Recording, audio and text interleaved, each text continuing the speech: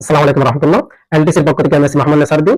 আজকে দশম শ্রেণীর চতুর্থ অধ্যায়ের এই গণিতগুলো আমরা সমাধান করব। তবে এই গণিতগুলো সমাধান করার পূর্বে আমাদের দুটি জিনিস জানতে হবে। একটি হচ্ছে বৃত্তি যদি একই হয় আমরা পাওয়ারগুলো যোগ করব, এবং বৃত্তি যদি একই রকম হয় তবে আমরা কমন নিতে পারি। তাহলে আমরা করি, এখানে আমরা লিখতে পারি 7 এখানে আছে, এখানে আছে, তাহলে দুইটা থেকে একটা কমন নিলাম, একটা 7 লিখলাম, এরপর পাওয়ারগুলো যোগ হবে। এখানে 3 আছে, 3 দেব, কিন্তু এখানে এই পাওয়ার আগে একটা মাইনাস আছে, সেই কারণে প্লাসে মাইনাসে মাইনাস হয়ে যাবে। যেমন এখানে 3 প্লাস এরকম হতো, 3 হতো, যোগ করার কথা, কিন্তু এখানে একটা মাইনাস থাকার কারণে এইটার মাইনাস থাকার কারণে প্লাস মাইনাসে মাইনাস হয়ে গেছে, তার মানে এরকম হচ্ছে 3 মাইনাস 3। তাহলে এখানে আমরা মাইনাস 3 দিলাম প্লাস না দিয়ে।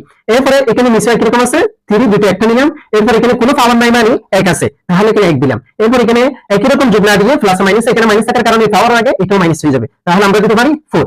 এরপর আমরা করতে পারি, এখানে 7 আছে, তাহলে 7 লিখলাম, 3 থেকে 3 চলে কত হবে 0, তাহলে আমরা এখানে 0 লিখলাম।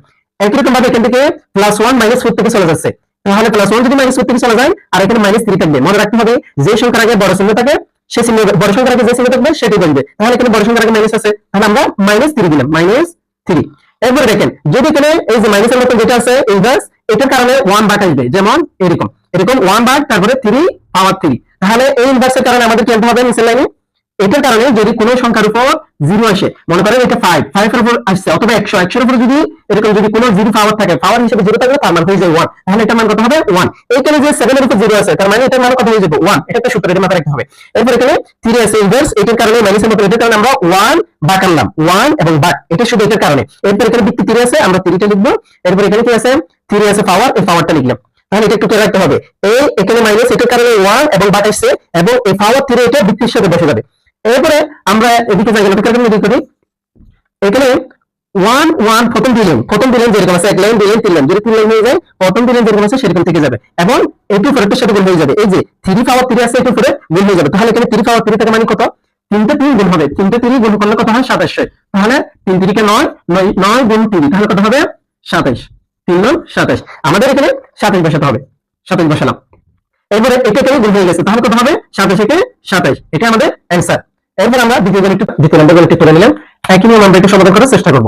এখানে রুট স্কয়ার আছে, এখানে √7 আর এখানে √7, তাহলে দুটো √7 যেহেতু আছে আমরা একটা কমন নেব, √7 একটা কমন নিলাম দুটো থেকে। এরপর এখানে পাওয়ার হিসেবে স্কয়ার আছে 2, আর এখানে কোনো কিছু নাই 1 আছে, তো গুণের বেলা পাওয়ার গুলো যোগ করে, তাহলে যোগ করলে আমরা কত পাবো 3, এখানে 3 দিলাম, আর এখানে পিছনে যেটা পাওয়ার হিসেবে 3 ছিল ওটা আমরা লিখে দিলাম। একই রকম √7 এখানে রেখে দিলাম। এরপরে এখানে দেখেন এখানে √7 আছে, √7 কিউব লিখে দিলাম।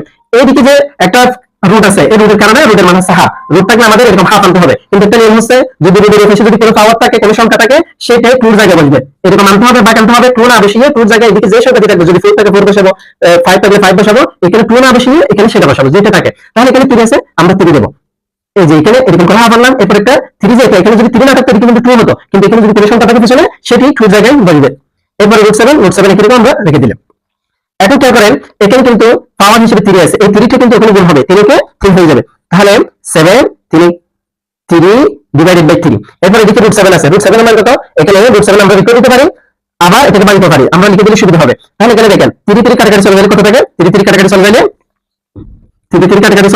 1 দিলেও যায় না দিলেও সেই, তাহলে √7 দিলাম। এখন দেখেন একটা 7 সমান দুটো √7, যদি আমরা একটা 7 কে ভাঙি দুটো √7 পাবো, যেমন আমি যদি √3 গুণ করি √3, তাহলে কত হবে, এটা মান হচ্ছে 3। এর অর্থ হচ্ছে একটা সংখ্যা সমান দুটো √3, দুটো √4, দুটো √5, তাহলে এখানে যদি আমরা 7 কে যদি ভাঙি আমরা কত পাই, দুটো √7 লিখতে পারি অবশ্যই, √7 * √7। এরপরে নিচে আছে √7 আগে থেকে সিলেক্ট, তাহলে এখানে দুটো √7 থেকে একটা এটা আরেকটা চলে গেল, উপরে নিচে চলে গেল, শুধু থাকলো √7, তাহলে আমাদের অ্যানসার কত √7, এটা হচ্ছে এই গণিতের অ্যানসার।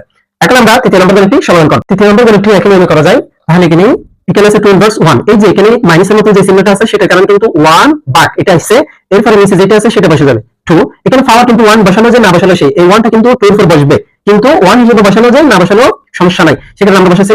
একই রকম ভাবে এখানে ইনভার্সের কারণে 1 ভাগ আসছে, তারপরে 5 আছে, 5 বসিয়ে দিলাম, ব্র্যাকেট দিয়ে ফ্লোটের উপর আবার ইনভার্স 1।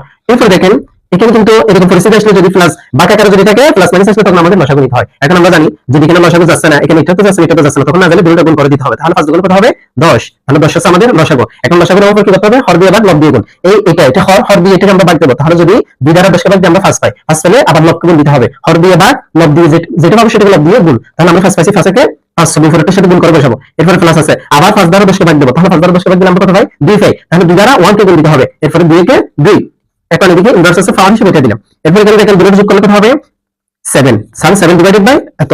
এই যে এখানে আবার আসছে এটা এই মাইনাস 1 এর কারণে আমাদের কিন্তু 1 বাদ আসবে, এই যে এটার কারণে 1 বাদ আসছে, এরপর আমরা এটা যেরকম আছে সেরকম লিখে দিলাম 10।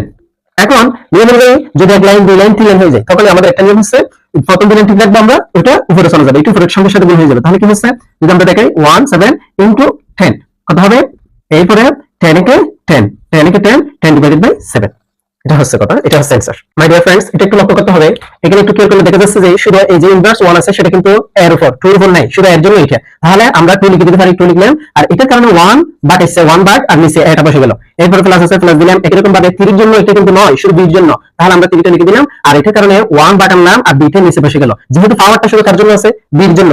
এখন আমরা যদি একটু লক্ষ্য করি, এখন লক্ষ্য করলে 2 কে 2 এই দুটো কিন্তু উপরে চলে যাচ্ছে, তাহলে এটা কিন্তু উপরের সংখ্যা হিসেবে কত শুধু একটা থাকলে সেটা উপরের সংখ্যায় আমরা ধরি, তাহলে এখানে n আর 2 কে 2, এরপর এদিকে যোগ আছে যোগ দিলাম 3 কে 3, একটু উপরে চলে যাবে 3টা, আর এদিকে নিচে আছে 2 বসে দিলাম।